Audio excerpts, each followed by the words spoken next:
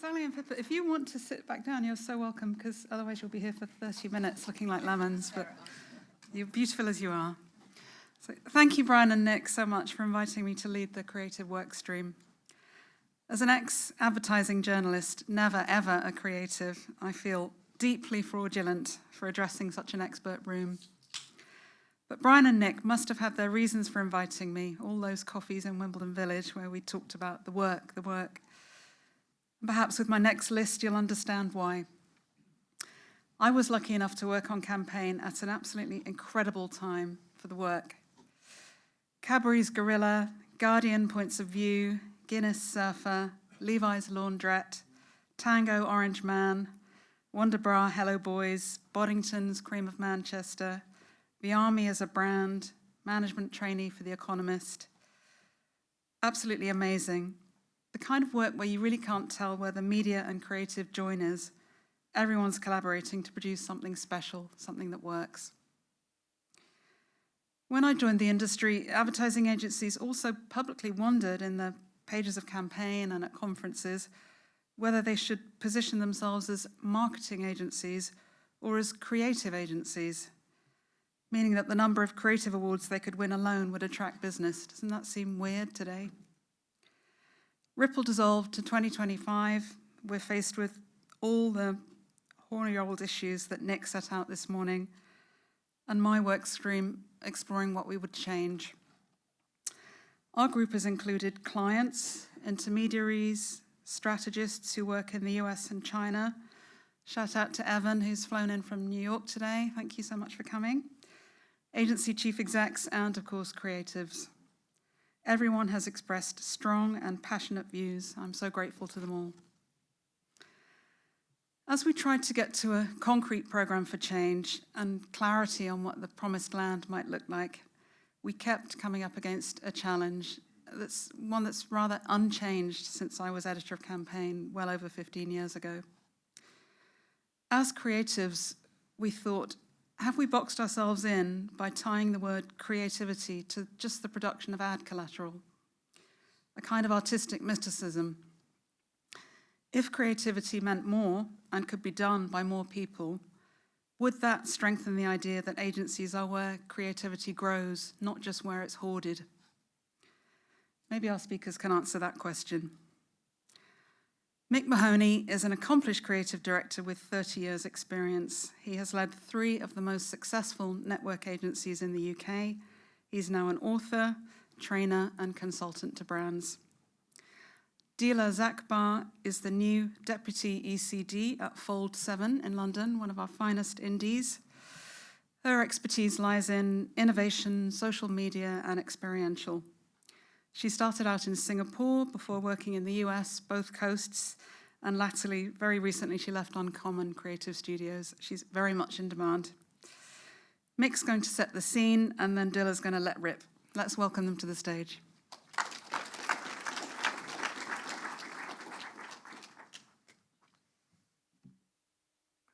Thanks, Caroline. Here we go. This is us. From creative departments to creative businesses. That's what we're going to be talking about. So, for as long as I can remember, there's been a sort of confusion at the heart of our industry about the meaning of the word creativity. And in many ways, it sort of doesn't really matter, or didn't really matter, but it really does now.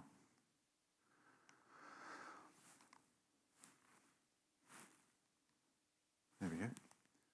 So the ad industry traditionally has always defined creativity, as the execution stuff, the ads, the sort of executional output.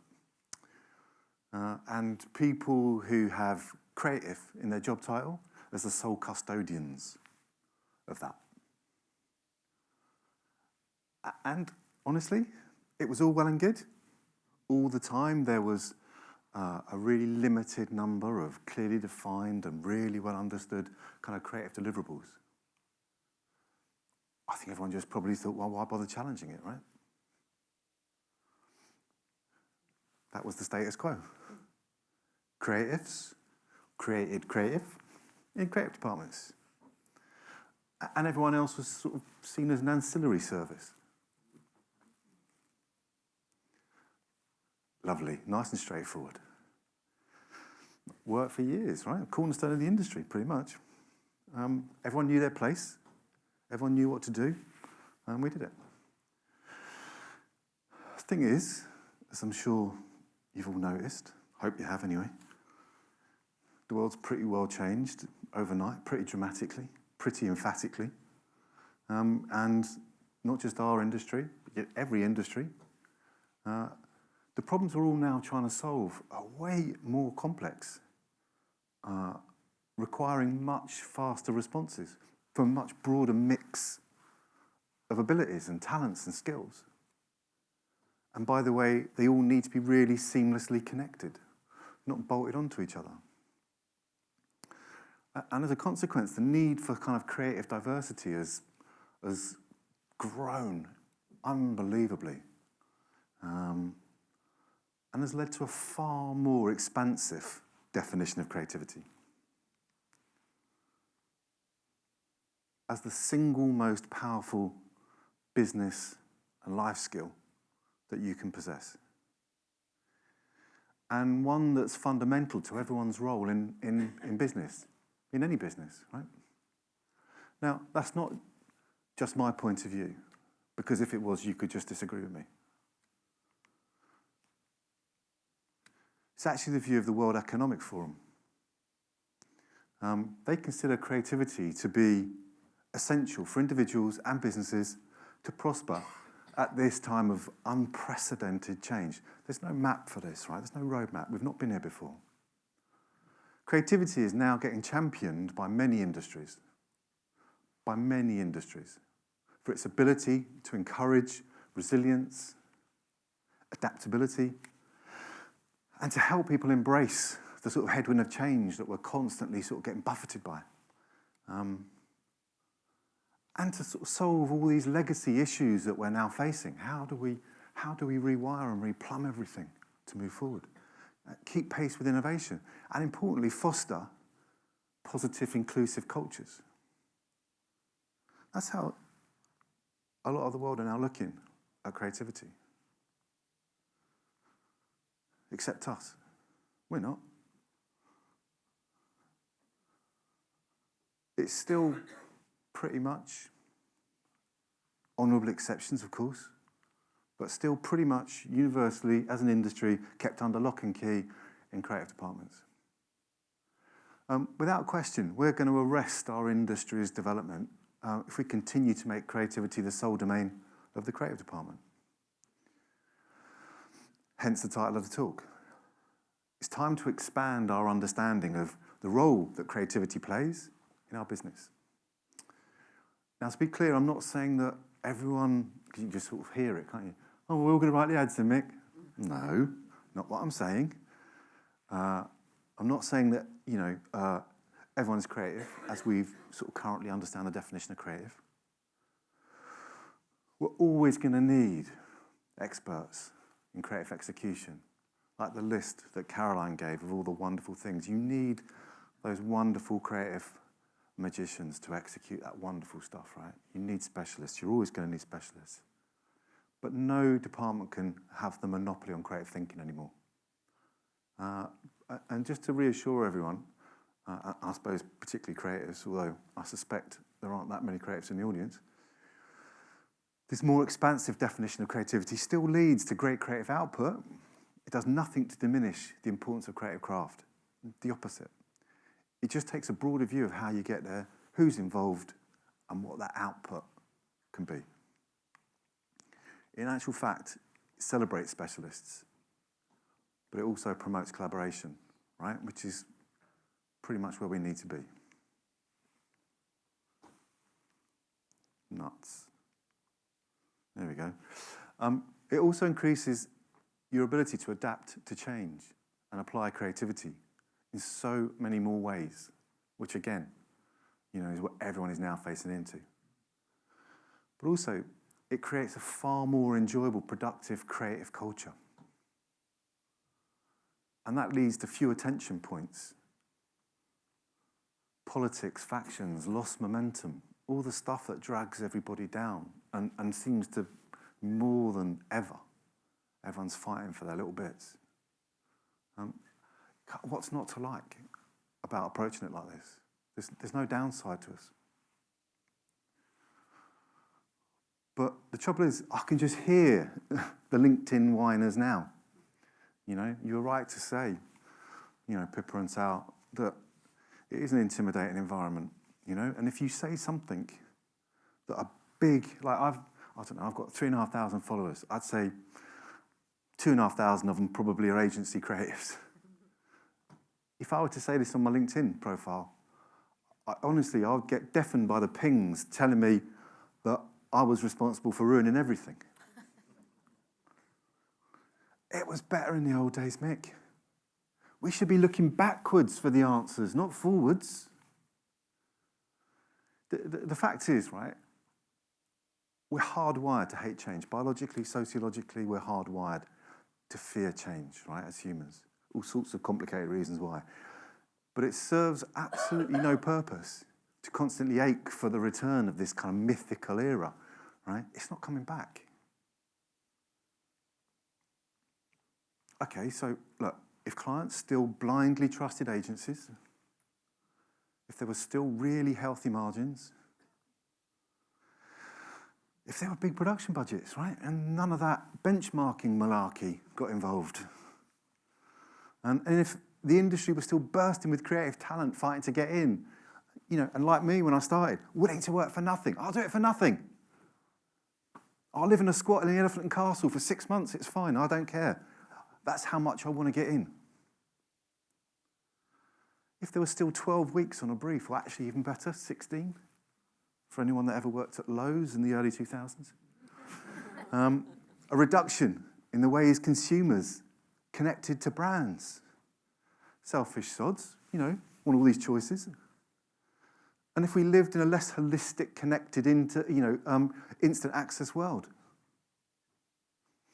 I don't know, perhaps we could just throw in banning smartphones and social media as well while we're at it.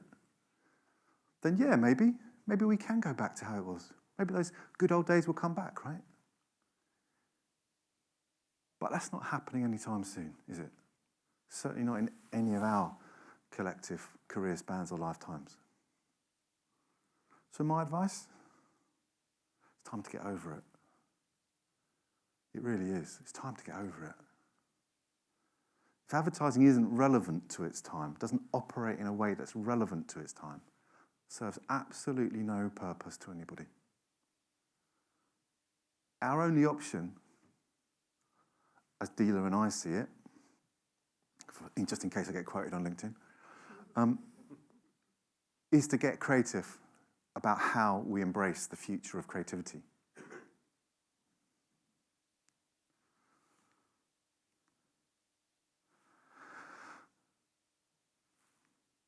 That's it, sorry. We think it's time to dismantle what is effectively a pretty tired and pretty punch-drunk status quo. And actually kind of get excited about building a more progressive creative business, you know, fit to fight for its future. And now Dillah gets all the fun bits, because we think it's time to slit some throats of a few sacred cows. The sort of things that will get all my followers up in arms and de-following me. You're the Antichrist, Mick. These are legacy behaviours, right? Like all status quos, like all norms. We sort of stop noticing them, right? Because they're just the norm. You don't really question them anymore. Until someone does something, you go, oh yeah, actually that was a bit shit. Why did we do that for 500 years? So we're going to look at the legacy behaviours and how we can overhaul them to make creativity central to the industry again. And to be clear, we're genuinely proposing these things to make creativity matter, not to diminish it, right? To put it into more hands, to make it more useful, to make it a better tool for the job. So Dillah is going to take you through 5 provocations that we believe will set us on that journey Because if we aren't prepared to make some radical change, then just be prepared that it will be made to us. Dillah. Thank you, Mick. Hi, everyone. Well. Very ballsy. I've just, like Caroline said, I was just hired as Deputy ECD at Full 7, and here I am saying, kill the creative department. But here's the thing. The creative department basically has outlived its usefulness. Creativity can no longer be that side of the room, just a department, just the corner of a floor in the third floor, wherever, that plays music, and everybody just, business. And worst of all, a calendar slot at the end of process. Creative department, it's not like that. And we can't keep creativity in silos anymore. There's no time, there's no more budget, and honestly, no business and in silos anymore. Creativity isn't a department, it needs to be a culture. And if we want to stay relevant, we need to rebuild agencies for creativity, not just around creatives. Let's think of it this way, like people who work in a bank. Everybody cares about money, not just just those people in the suit will care about money. Everybody care about money and making more money. And you think about a bakery.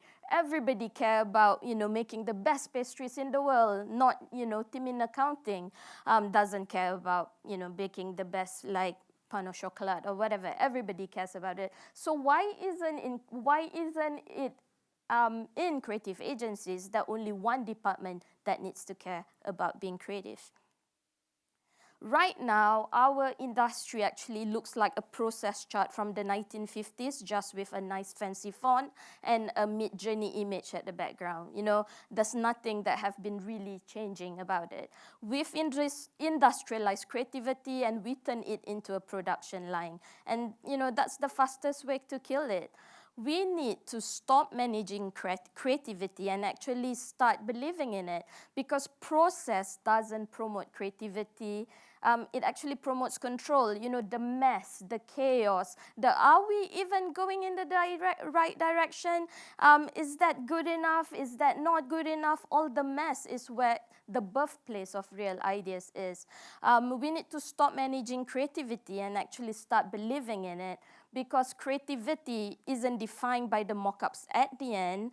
It's defined by how it changes the way we think at the start. Think of it this way. When you need a sculptor to build something beautiful, you give a messy blob and exploit, bake in the kiln, use fire, not fire, and whatever it is. Or when you see a sculptor, give them a perfect looking cup? Well, perfect. And then just change, the handle a little bit. It doesn't work that way, and so doesn't creativity. Here's something I want you to watch. Do you have a laundry chair in your bedroom?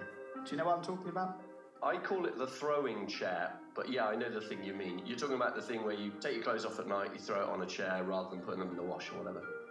It's funny how we all have this kind of stigma that might be seen as dirty or unclean. But more damage happens in the washing machine than when clothes are being worn. And if you get an extra 9 months out of your clothes, so you don't wash them as much, you can reduce the carbon, water and waste footprint by up to 30%. Let's talk about this chair. It's called the Rewear chair. And they have made a chair. How would I describe it to you? It's sort of like, imagine a normal chair and then give it arms like a spider. And it can hold a week's worth of clothing. So, honestly, it just looks so cool. What's great is extending the life of your clothes. It's the most important thing you can do. And that's what they want to promote with this chair. That's what they want us all to think about. And the Rewear chair is all about getting us to think about this, about washing less.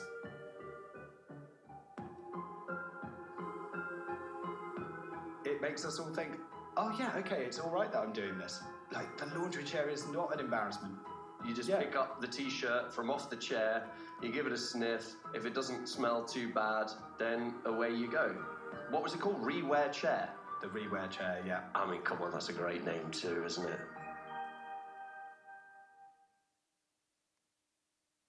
So the reason why I showed you that video just now, not because to ask you to not wash your clothes after today, but very much so because that idea wouldn't live or wouldn't get to come to life if it just was a part of the creative department. If a strat doesn't, basically creatively come up with the idea like, oh, what if the best way to promote a sustainable laundry pot is by asking people not to wash their clothes less? What would that look like? And then having account management just think creatively on, let's not look at what the media buys would be. Let's not look about, what the 15-second ad would be. Let's think about it in a creative way that led us to basically asking people to wash their clothes less and making a laundry chair. So if that was about, killing the creative department and turning it into a more, a creative agency, the step 2, I would like to, me and Mick would like to say is basically, let's kill the creative team. So this idea of just the art director and just the copywriter, two brave souls just go, hide in a corner and don't see sunlight for 5 days and then suddenly coming out to you with some stuff. That was invented in the 1950s. And like most things in the 1950s, it hasn't aged that well. Because, I think I missed one page. Yeah, do we have time for teams anymore? The question is the production line of account man to planner to creative to production still helpful and relevant? Over time, we've built this system that rewards clever lines over clever business thinking. And that's not the creative's fault. That's arguably the industry's fault. Strategy and creative are increasingly indivisible. And the truth is, great creatives should be natural strategists, and great strategists are actually frustrated creatives. And the best work happens when those two stop playing telephone and basically start sharing a brain. Because right brain, left brain together, not in sequence, fewer handovers actually make more breakthroughs. I'm going to share with you the next case study that me and the team in BBH Singapore did a couple of years back that wouldn't exist without the creative strategy combo. No one knows you like the court. It sees the hours you put in, your strengths and weaknesses, the thousands who came before you, and those who've come after. So who better than the court to be your coach? Introducing Nike Hypercourt. We took iconic street courts and using data and design, transformed them into your new coach. It chats with you as you access the platform on court. Because it knows your favorite players, it generates a hyper-personalized training program on how to play like them. Streaming full HD, 100% data-free, powered by Google technology. Like every great coach, it follows how often you come, how good you're getting, and isn't afraid to kick your ass when you need it.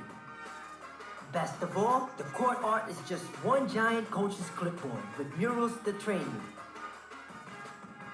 Illustrated by Arturo Torres, each element of the art was designed and positioned using actual player data. Each artistic element teaches you how to play like a player that's displayed on the court. For example, the clouds and lightning bolts on LeBron's court, or the flames on Russell Westbrook's, or even the clovers on Kyrie Irving's court. Revealing where Kyrie makes 90% of his jump shots, the 5 spots where KD isolates, or even where LeBron left for his iconic block. There's more in store, from additional courts to more powerful AI. We're not just creating the future of training, we're training the future. So like I mentioned earlier, this idea wouldn't exist without, strategies of mine. Like, she actually basically said that, oh, why is it that in the Philippines, though they live, breathe, eat basketball, they actually suck at it. They don't get to, the Olympics and stuff like that. And then when us, a creative, like ensemble of like people who just care so much about democratizing basketball training came together, we realized because, basketball training is only available for the rich, or for boys, never for girls. So we ended up piloting something scrappily with like some spare change and then making a minimum viable product that found that, while building a court that's accessible for kids to come and train, doesn't matter what janky phone they're using on, girls were coming in, kids were coming in, day out, and then it became, the data basically made Nike was like, holy crap, we need to do something about it. They gave us $2 million. We then digitized 6 courts. LeBron James came to support. The late Kobe Bryant came to support. And this will all not happen if creativity and strategy and people in tech didn't come together to create something. And what was really great about this project, that it was proactive, and that 2 years after we launched this, actually 3 girls got basketball training scholarship in a college because they train on this every day. And that wouldn't happen if just me and my copywriter sat all day and tried to come up with something good.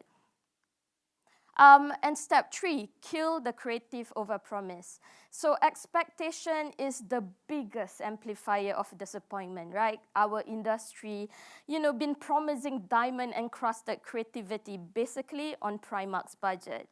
And it's time to call bullshit. Let's just call it bullshit. Great work takes time and costs more, and you can't rush it. You can't automate it or fake it, no matter how many AI tools you plug in. Because great takes time and costs more. And we have become kind of embarrassed, I don't know why, to tell clients the truth for fear of losing them. You only get to grade by paying and waiting for it, regardless of how many technology you use or is involved. And grade is what that will transform your business. Rush, cheap, and half-baked is not helping clients at all. Agencies basically have commoditized their offer. Networks have eroded margins. Talent has fled the industry. There's no time to think deeply or experiment, and no money to hire the right people with experience, and the cupboard is just bare. And we love to blame somebody because that's what us moaners creative do. We blame AI today. God knows what we're going to blame tomorrow. And I don't think that AI is killing creativity. I think our obsession with efficiency is. When we were talking to Caroline was talking about how there was an MIT study that says that 87% of global CMOs have been experimenting with AI, but only 6% says that it have improved their quality of ideas. Agencies have commoditized themselves, network squeeze margin, so it's time to make creativity valuable again and not just visible. And step 4, kill the creative pitch. Please, I'm on a pitch right now and I want to win, so it's, but it's an open secret. The creative pitch is basically doing more damage to creativity, in my opinion, than AI could ever could. And you know why? Because this was a fact that I learned from Mick, that 9.5 billion pounds a year gone on creative pitches. And that's billions in free labor, right? It's like fake deadlines, it's real burnout. And we wouldn't advise our clients to run their business like that, so why are we running ours this way? The truth is the pitch system has turned clients into fuckboys. Fuckboys, I've dated a lot of them, you heard me. So they're like ordering free meals from 5 different restaurants, tasting everything, paying for nothing, bite here, a nibble there, maybe you call back for seconds, and then ghost you. with their own recipe, basically slightly rewritten. We've all seen it. Our idea perhaps lost in a pitch, and then 6 months later, while walking in the tube, you see your idea just with a word change. You know, like the all-you-can-eat buffet model isn't sustainable anymore, and it's time to think about how we build partnerships, basically in pitches than just one-off auditions. And the last step that we would like to talk about is killing the creative awards. We all love awards. Like, I remember when I was on a Hinge date a couple of years ago, I was like, do I tell him that I've won 26 Cannes Lions? He doesn't care. Because let's be honest, the public doesn't care about Cannes Lions. And thank God that they don't care about that. Because if they knew how much time and money we spend on case films for campaigns to win gold, we'd be laughing off the quartet. And the games is rigged, unfortunately. Awards were meant to celebrate creativity that moved the world forward, not just PowerPoints that moved juries to tears. It have become, you know, career insurance, and awards shouldn't reward fantasy. It should reward bravery. The work that actually solve a problem, shifted a culture, or actually make someone's life better. The award games definitely needs a reboot. And with that, you know, talk about killing many things. And like Mick said, this is not about burning the house down. It's about rebuilding it, rebuilding creativity again for the world we actually live in. Because the truth is, creativity doesn't need saving. Agencies do. Creativity will always find a way. And the question is, will we still be the ones getting paid for it? Because the future won't belong to whoever shouts, "We're the most creative." It will belong to whoever proves that creativity builds better businesses. And that's the business we should all be in. Save creativity, build creative businesses. Thank you.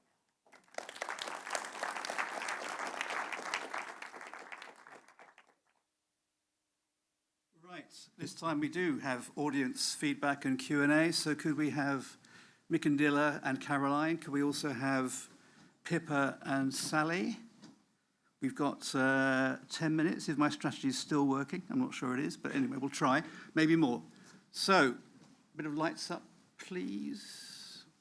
I can't see anybody. Can anybody put some lights up a little bit?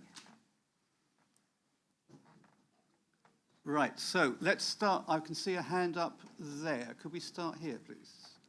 On the right-hand side of this row here, please.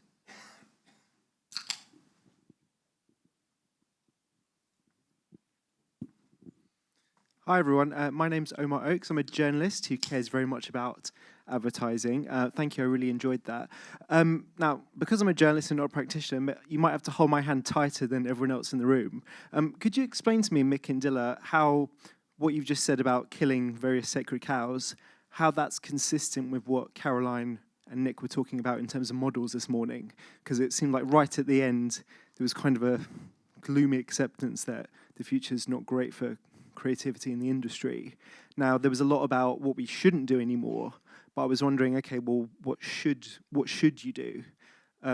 Because to be honest, through this year, I've been working a lot with independent agencies specifically, and what I hear most often is actually instead of the whole business needs to be creative, the whole business needs to be more commercial, needs to be more sales driven, and there's this belief that in the UK we're maybe not as good at that as they are in the US. So could you maybe paint a picture in terms of current examples or maybe an ideal examples of a business that actually creativity is running through this business? Who's best placed to answer that one, Mick? I can probably start that one off. I think there was about 17 questions in there, Omar, but I'll have a go. I think the thing that we're talking about is driving creative culture into agencies. And creative culture, as I'm sure you know, it's not about making everyone like more creative.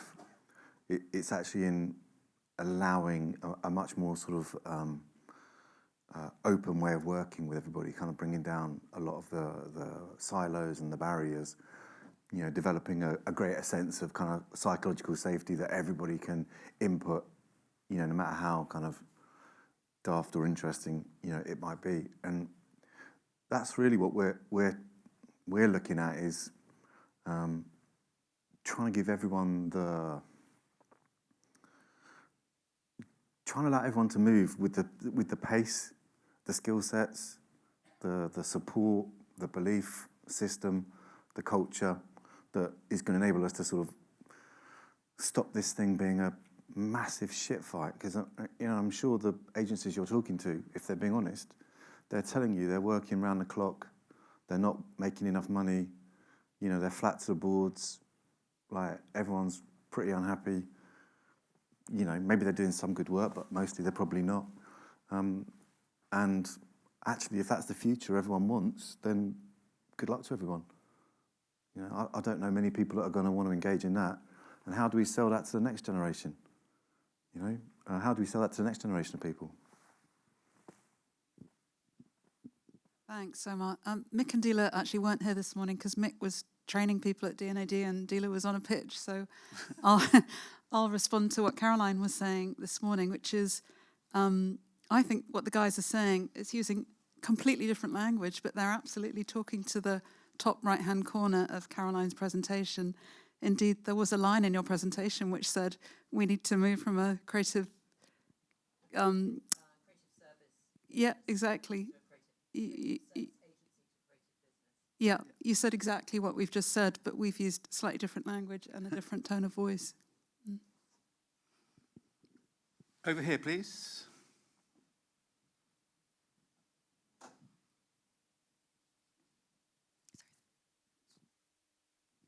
Hi there.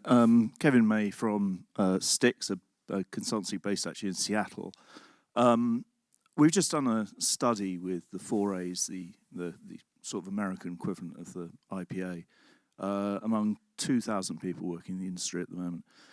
And one of the things we asked them was, to what extent does your role allow you to be creative? And the good news is every department agreed to a certain extent. The curious thing was the creative department agreed to a lesser extent than executive leadership, administration, HR, finance, account management, account planning. It was only actually the only department that they agreed with to a greater extent was project management, which I think just begs the question. I mean, I don't think that's creative people thinking everyone else in this building is much more creative than we are. I think it suggests that different people have a different idea of what creativity amounts to. So my question for this august panel would be, we've heard that word bandied about a lot today. What would be the best definition of creativity in your view?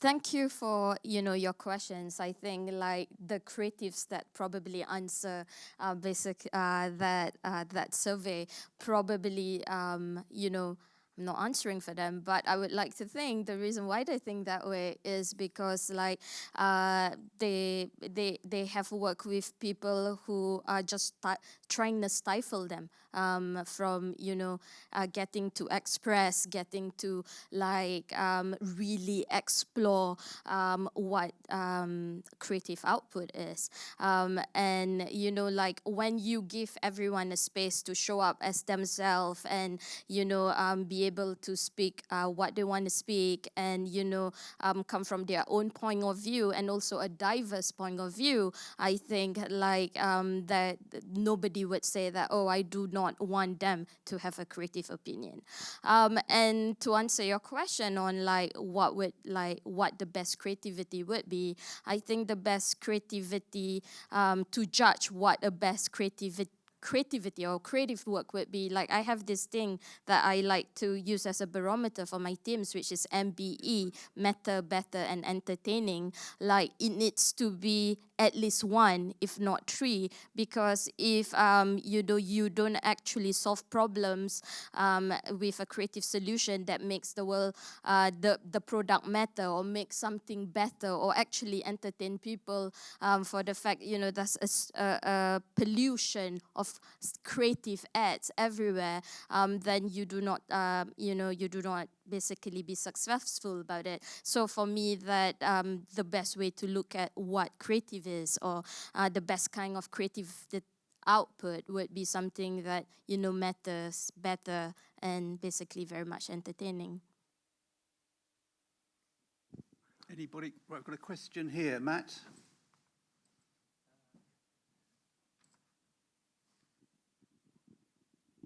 Thank you. Matt Bourne from the Advertising Association, and this has been a brilliant session and great discussion. Thank you.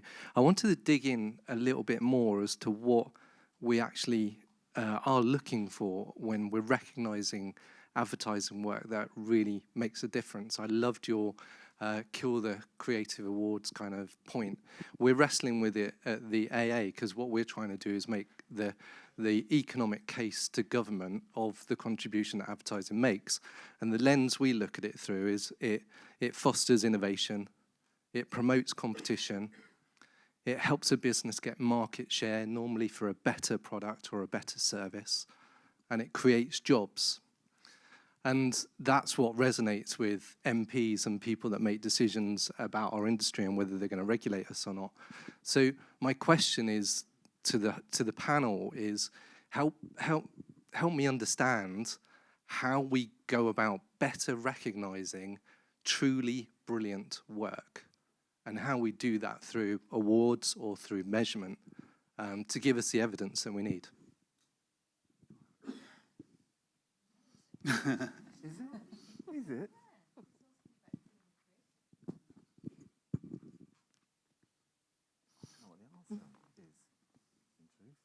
I mean, it's a really good question. I haven't got a top of my head answer.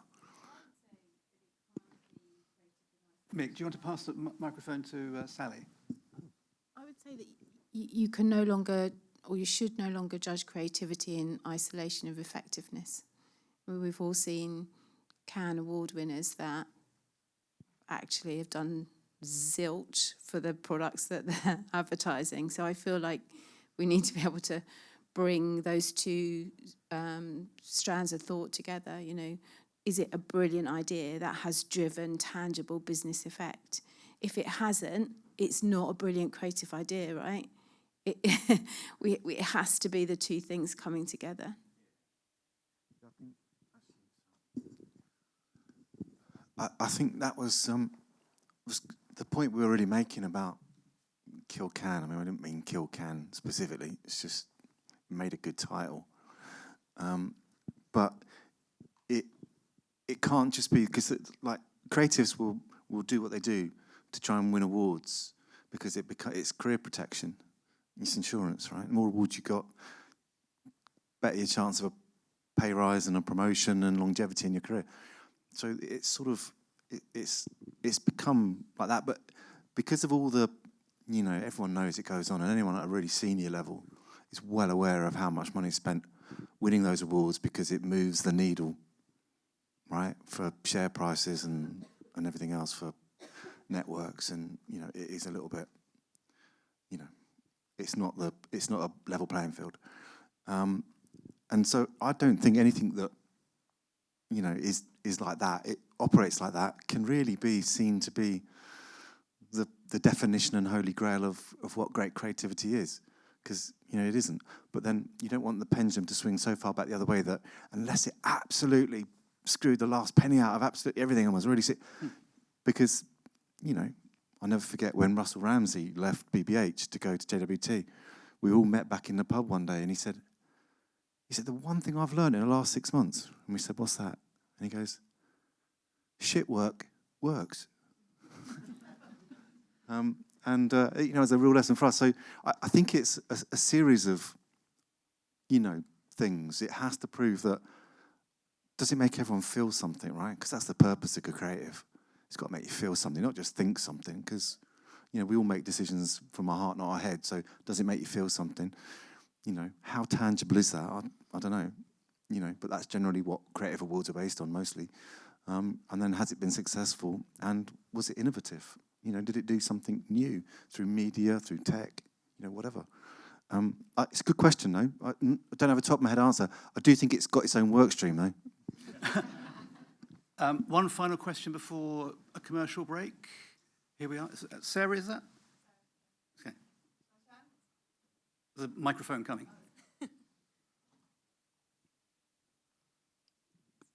This is a sort of practical question for the creative guys, because so I'm in a media owner and I look after a creative partnerships team, a strategy team, and a sales team. And you know, on one hand, I completely get that, you know, I see across the team that ideas can come from anywhere, but equally, like, how do you make sure practically that all of those, the volume of lots and lots of stuff doesn't drown out the quality? You know, and how do you identify and find the quality in the midst of all that stuff that might happen? I'm really clear on that one, actually, because it's, if you've got complete democracy, you've got, like, carnage. You know, you have to have really clearly defined roles and responsibilities of who's responsible for what and who needs to deliver what. And then it comes down to the quality of the people you've got in the room, whether or not they're willing to, you know, lean into what someone else is saying. It might be some, and that's really what it comes down to, quality of the people. And my guess is, like, this is personal. It's not, you know, it's not empirical. But I've always thought that 20% of the people that we work with are brilliant. 30% of them could be really good, and 50% were there because they just had a job and, like, frankly, could be doing anything. If you can get mostly the 20% leading those discussions, you know, then you're going to get to something really good. But you have to be super clear who's doing what, who's responsible for what.